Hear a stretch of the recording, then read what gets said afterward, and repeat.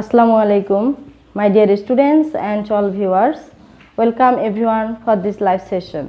I hope you all are fine and I am also fine by Allah's mercy. Dear students, before going to our main lesson, I want to tell you a sentence. That is, what is this, my dear student? It is a whiteboard. And if I say another sentence, it is not a blackboard. That means we changed here formation, but meaning is same because it is whiteboard, and if we say it is not a blackboard, so its main sentence is it is a whiteboard. So dear student, after hearing this sentence, can you guess what may be our today's topics? Yes, we are going to discuss about transformation of sentences. Learning outcome: after completing this lesson, we will be able to know the definition of transformation of sentences and the definition of affirmative and negative, and transforms sentences affirmative to negative. So dear student, today's topic is transformation of sentences. Today's topic, transformation of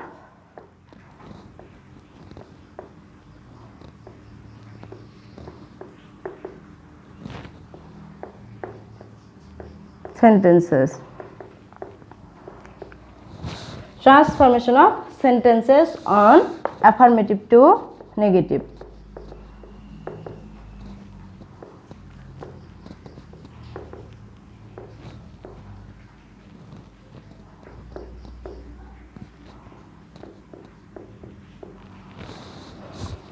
তাহলে আজকে আমরা শিখব transformation কাকে বলে এবং কিভাবে affirmative থেকে negative সেন্টেন্সকে transformation করা যায়। তাহলে ট্রান্সফরমেশন বলতে বোঝায়, ট্রান্সফরমেশন বলতে একটি সেন্টেন্সকে তার মূল অর্থ ঠিক রেখে অন্য একটি সেন্টেন্সে রূপান্তর করে অর্থ প্রকাশ করাকেই বলা হয় ট্রান্সফরমেশন অফ সেন্টেন্সেস। যেমন আমি তোমাদের বললাম যে এটি একটি হোয়াইট বোর্ড, আর এই সেন্টেন্সটিকে আমরা যদি নেগেটিভ করি, এটা একটি কালো বোর্ড নয়, তার অর্থ মেইন অর্থ দাঁড়াচ্ছে যে এটি হচ্ছে একটি হোয়াইট বোর্ড, সাদা বোর্ড। তাহলে আমাদের অর্থটা ঠিক থাকলো, শুধু আমরা ফরমেশন চেঞ্জ করলাম, এটিকেই বলা হয় ট্রান্সফরমেশন অফ সেন্টেন্সেস। আর আজকে আমরা শিখব অ্যাফার্মেটিভ থেকে কিভাবে নেগেটিভ সেন্টেন্স করা যায়। তাহলে আমাদের আগে অবশ্যই জানতে হবে যে অ্যাফার্মেটিভ এবং নেগেটিভ সেন্টেন্স কি। অ্যাফার্মেটিভ সেন্টেন্স বলতে হাবোধক, অর্থাৎ কোনো হাবোধক বর্ণনা দেওয়াকেই বলা হয় অ্যাফার্মেটিভ সেন্টেন্স। যেমন I am a teacher, you are a student, etcetera, এগুলো হচ্ছে affirmative sentence. And negative sentence বলতে বোঝায় যে সেন্টেন্স দ্বারা সাধারণত নাবোধক কোনো বাক্য বোঝায়, তাকে বলা হয় নেগেটিভ সেন্টেন্স। যেমন I am not a student, আমি কোনো ছাত্র নই, নাবোধক বোঝাবে, সেগুলো হচ্ছে নেগেটিভ সেন্টেন্স। তাহলে আজকে আমরা কিছু রুল ব্যবহার করে অ্যাফার্মেটিভ থেকে নেগেটিভ সেন্টেন্স করব। তাহলে আমাদের অ্যাফার্মেটিভ সেন্টেন্সে যদি অনলি থাকে, অনলির বাংলা অর্থ হচ্ছে কেবলমাত্র, অনলির বাংলা অর্থ হচ্ছে কেবলমাত্র, অর্থাৎ অনলি যদি অ্যাফার্মেটিভ সেন্টেন্সে থাকে এবং সেটি দ্বারা যদি কোনো ব্যক্তি বোঝায়, তাহলে অনলির পরিবর্তে নেগেটিভের ক্ষেত্রে আমরা নেব নান বাট। অনলিও থাকতে পারে, অ্যালোনও থাকতে পারে। অনলি বা অ্যালোন দিয়ে যদি কোনো অ্যাফার্মেটিভ সেন্টেন্স থাকে, নেগেটিভ করার সময় আমাদের কি নিতে হবে? None but. Example, only Allah can save us from danger. Only Allah can save us from danger, মানে বিপদ থেকে কেবলমাত্র আল্লাহ আমাদের রক্ষা করতে পারে। তাহলে এই সেন্টেন্সটিকে আমরা নেগেটিভ করব যেন অর্থের পরিবর্তন না হয়, অর্থ যেন ঠিক থাকে, শুধু ফরমেশন চেঞ্জ করতে হবে। তাহলে আমাদের অনলির পরিবর্তে কি নেব আমরা? None but. None but Allah can save us from danger. তাহলে এর বাংলা অর্থ দাঁড়ায় যে আল্লাহ ছাড়া কেউই আমাদের বিপদ থেকে রক্ষা করতে পারে না, তার মানে আল্লাহ আমাদের বিপদ থেকে রক্ষা করে। আমরা কি করলাম, সেন্টেন্সটিকে অ্যাফার্মেটিভ থেকে নেগেটিভ করলাম, কিন্তু আমাদের মূল অর্থ ঠিক আছে, শুধু ফরমেশন চেঞ্জ। তাহলে অনলি বা অ্যালোন যদি আমরা ব্যক্তি বা আল্লাহর নামের পূর্বে দেখি, তাহলে তার পরিবর্তে আমরা কি নেব, নান বাট নেব। তারপর যদি থাকে only the man lives in the house,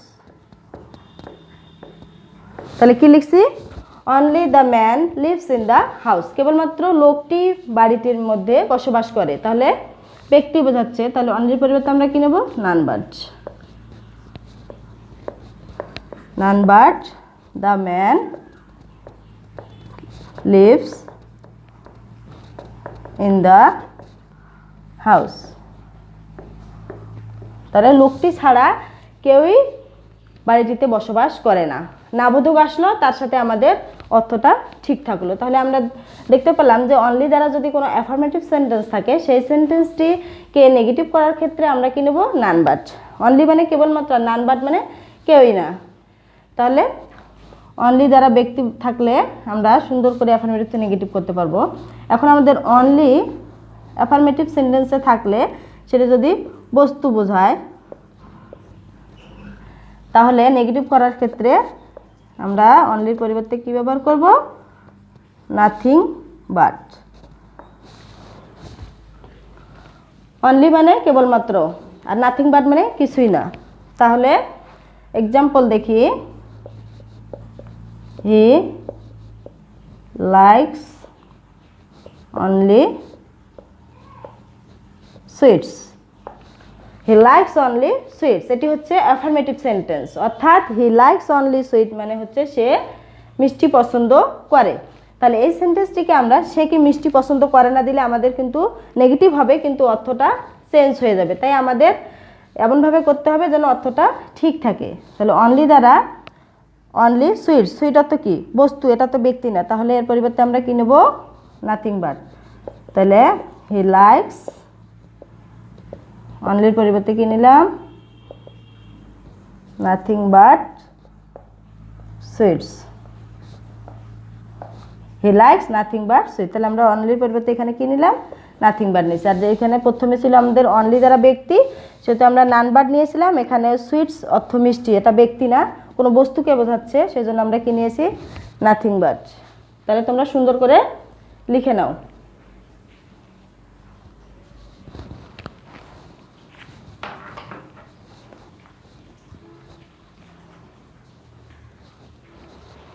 তাহলে আরেকটা এক্সাম্পল দেই,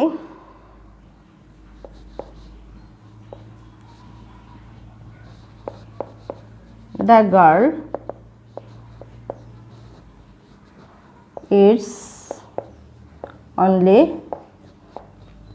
rice, কি হবে বলো তো, আমি কি লিখছি, the girl eats only rice, বালিকাটি কেবলমাত্র ভাত খায়। তাহলে বালিকাটি ভাত খায় না দিলে হবে, হবে না, আমাদের অর্থ আলাদা হয়ে যাবে। তাহলে আমাদের অর্থ ঠিক রাখার জন্য কি করতে হবে, the girl eats, এটা কি রাইসটাও কিন্তু একটা বস্তু, তাহলে the girl eats, তাহলে অনলির পরিবর্তে কি নেব, নাথিং বাট রাইস। বালিকাটি অর্থাৎ মেয়েটি ভাত ছাড়া কিছুই খায় না। তাহলে আমরা কি করলাম, অ্যাফার্মেটিভ থেকে নেগেটিভ করলাম, কিন্তু আমাদের অর্থটা ঠিকই থাকলো। তাহলে অনলি দ্বারা যদি আমাদের কোনো বস্তুকে আইডেন্টিফাই করে, তাহলে আমরা নেগেটিভ করার সময় কি নেব, নাথিং বাট। ওকে, তারপরে দেখো অনলি দ্বারা যদি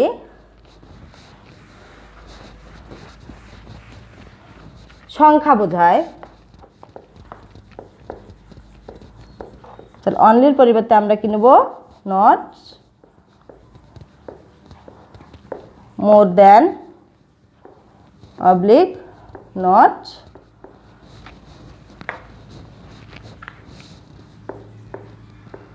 less than.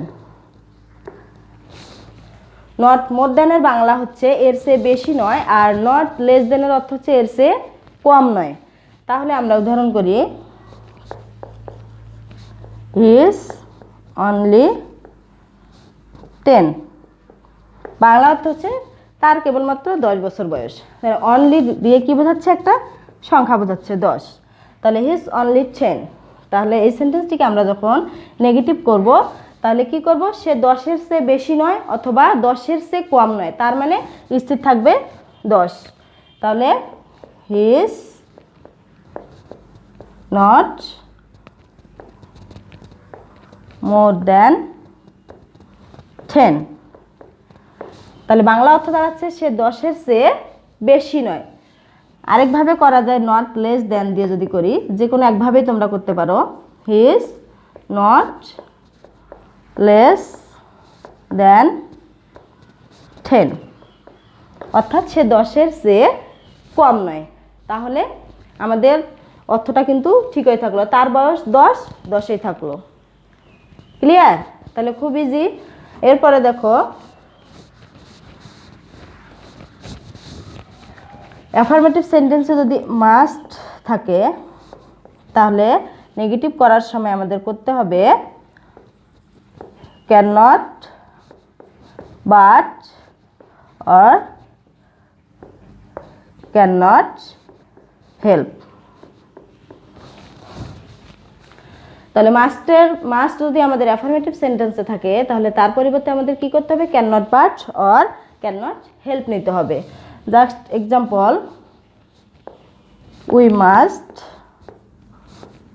Die. We must die মানে আমাদের অবশ্যই মরতে হবে। মাস্ট অর্থ কিন্তু অবশ্যই। তাহলে অ্যাফার্মেটিভ সেন্টেন্সে যদি মাস্ট থাকে তাহলে নেগেটিভ করার সময় আমাদের কি নিতে হবে? Can not, but, or can not help. তাহলে উই মাস্ট ডাই, তাহলে we can not, but, die. Bangla অর্থ হচ্ছে we can not but die মানে আমরা না মরে পারি না, অর্থাৎ আমাদের মরতেই হবে। আর আমরা যদি আরেকটি সেন্টেন্স দেখি, you must obey your parents। তোমাদের পিতামাতাকে তোমাদের অবশ্যই কি করতে হবে? মান্য করতে হবে। তাহলে আমরা এটাকে যদি করি, মাস্টের পরিবর্তে যে কোনো একটা নেব, you must can not help. যখন আমরা ক্যান নট হেল্প নেব তখন কি করব? ভার্বের সাথে অবশ্যই আইএনজি যোগ করব। You must can not help obeying your parents। তোমরা এটা মনে রাখবে যে যখন আমরা মাস্টের পরিবর্তে ক্যান নট, বাট নেব তখন কিন্তু আমাদের ভার্বের সাথে আইএনজি যুক্ত করতে হবে না। কিন্তু যখন আমরা কি করব? অ্যাফার্মেটিভ থেকে নেগেটিভ করার ক্ষেত্রে কি করব? নেগেটিভ করার ক্ষেত্রে আমাদের যখন মাস্ট থাকবে আর যখন আমরা ক্যান নট হেল্প করব তখন কি করতে হবে? ভার্বের সাথে অবশ্যই আমাদের কি করতে হবে? আইএনজি যোগ করতে হবে। তাহলে you must can not help, obey হচ্ছে verb, obeying your parents. Okay, তোমরা লিখে নাও। সরি, এখানে মাস্টটা লিখে ফেলছি। তাহলে you can not help obeying your parents। Okay my dear student, তোমরা সুন্দর করে লিখে নাও। তাহলে এটা মনে রাখবে অবশ্যই, এটা কিন্তু অনেকেই ভুল করে থাকে যে মাস্টের পরে আমরা মাস্টের পরিবর্তে যখন ক্যান নট, বাট নেব তখন কিন্তু ভার্বের সাথে আইএনজি যুক্ত করব না। আর যদি আমরা ক্যান নট হেল্প করি তখন কিন্তু আমাদের ভার্বের সাথে অবশ্যই কী করতে হবে? আইএনজি যুক্ত করতে হবে। ক্লিয়ার?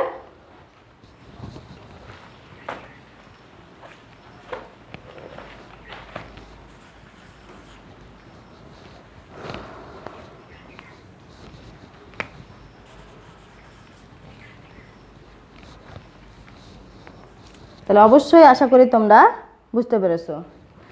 তাহলে এরপরে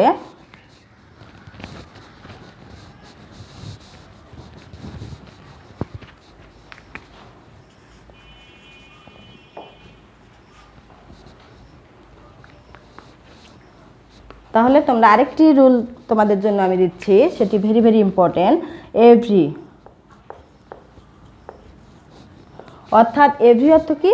প্রত্যেককেই বা প্রতিটি। তাহলে এভরি দিয়ে যদি আমাদের কোনো অ্যাফার্মেটিভ সেন্টেন্স থাকে, তাহলে এভরির পরিবর্তে আমরা কি বসাবো? There is no.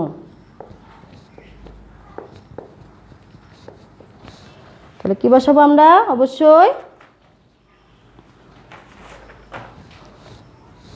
Plus every এর পরের অংশ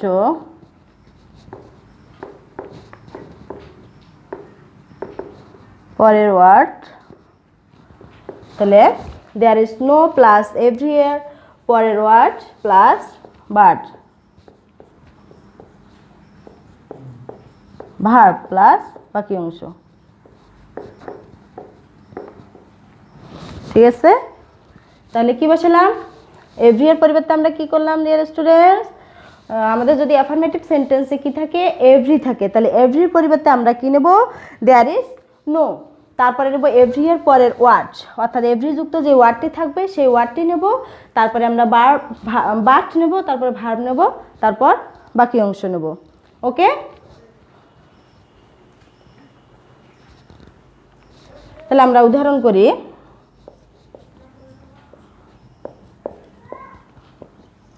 every mother loves her child.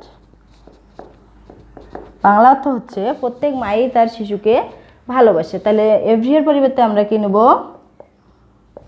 There is no. তারপরে কি নেব? এভরি এর পরের ওয়ার্ড। তাহলে এভরি এর পরের ওয়ার্ড কি আছে? মাদার। তারপরে বাট, তারপরে ভার্ব কি আছে? লাভস, তারপর বাকি অংশ কি আছে? চাইল্ড। তাহলে এভরি যুক্ত আমাদের যদি অ্যাফার্মেটিভ সেন্টেন্স থাকে, সেই সেন্টেন্সটিকে আমরা নেগেটিভ করার ক্ষেত্রে অবশ্যই এভরি এর পরিবর্তে দেয়ার ইজ ব্যবহার করব। তারপরে এভরি এর পরের ওয়ার্ডটি নেব, তারপরে বাট নেব, তারপর ভার্ব, তারপরে বাকি অংশ। ক্লিয়ার? তারপরে যদি থাকে everyone wants to be happy. তাহলে আমাদের অবশ্যই মনে রাখতে হবে যে আমরা যখন অ্যাফার্মেটিভ থেকে নেগেটিভ করব, আমাদের কিন্তু মেইন অর্থটা ঠিক রাখতে হবে, শুধু ফরমেশন চেঞ্জ করতে হবে। তাহলে দেখো, everyone wants to be happy. প্রত্যেকেই কি হতে চায়? সুখী হতে চায়। তাহলে প্রত্যেকেই সুখী হতে চায়। তাহলে দেয়ার ইজ নো, যেমন আগের সেন্টেন্সটিতে আমি কি করলাম? There is no mother but loves her child. এমন কোনো মা নেই যে তার শিশুকে ভালোবাসে না। তাহলে আমাদের নেগেটিভ আসলো, তার সাথে আমাদের কিন্তু অর্থটা ঠিক থাকলো। সেই রকম আমাদের এখানে করতে হবে যে এমন কেউ নেই যে সুখী হতে চায় না। তাহলে এভরি পরিবর্তে আমরা কি নেব? There is no. তাহলে পরের ওয়ার্ড হচ্ছে one. There is no one, তারপরে but wants to be happy. There is no one but wants to be happy. এমন কেউ নেই যে সুখী হতে চায় না, তার মানে সবাই সুখী হতে চায়। তাহলে আজকে আমরা যে রুলগুলো করলাম, সেখানে আমরা যা করলাম সবগুলোতে কিন্তু আমাদের মিনিং ঠিক ছিল, শুধু ফরমেশন চেঞ্জ করছি। তাহলে তোমরা এটা মনে রাখবে যে অ্যাফার্মেটিভ থেকে নেগেটিভ করার ক্ষেত্রে আমাদের অবশ্যই কি করতে হবে? শুধু মিনিং ঠিক রাখতে হবে, ফরমেশন চেঞ্জ করতে হবে। আশা করি তোমরা আজকে যা রুলগুলো আমাদের করা হলো তোমরা সবাই বুঝতে পেরেছো। তোমরা সুন্দর করে লিখে নাও, এবং তোমাদের জন্য কয়েকটি সেন্টেন্স আমি প্র্যাকটিস দেবো, সেগুলো তোমরা অ্যাফার্মেটিভ থেকে নেগেটিভ করবে এবং সে বাসার পড়ার জন্য রেডি হও।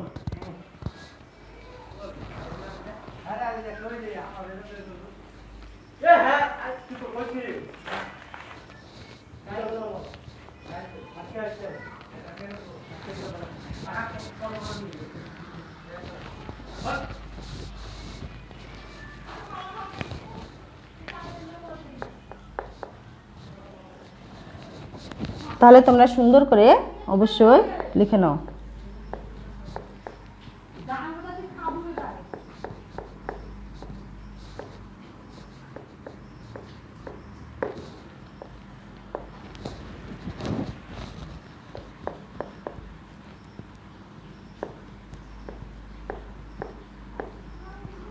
লিখছি অনলি আল্লাহ হেল্প আস, তারপরে he needs only a fan.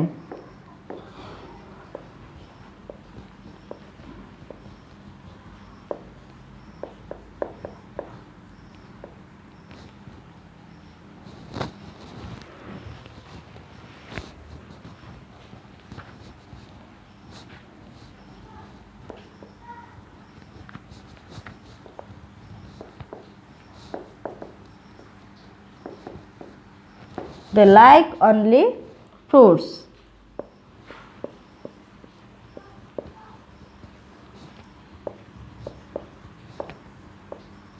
Every student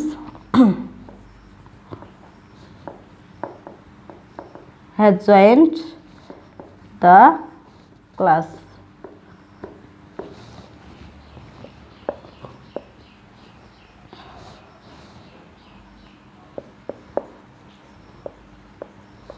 The baby is only 5.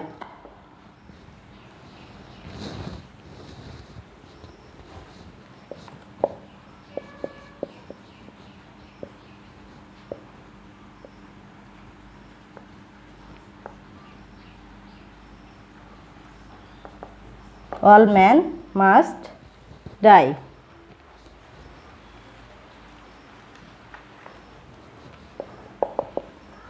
We must practice English.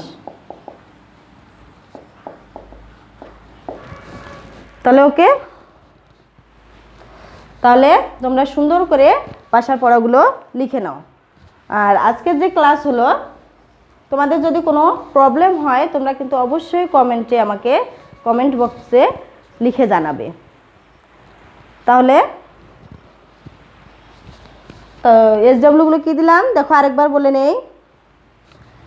Only Allah Allah help us, তারপরে he needs only a fan, they like only fruits, every student has joint the class, the baby is only 5, all man must die, we must practise English.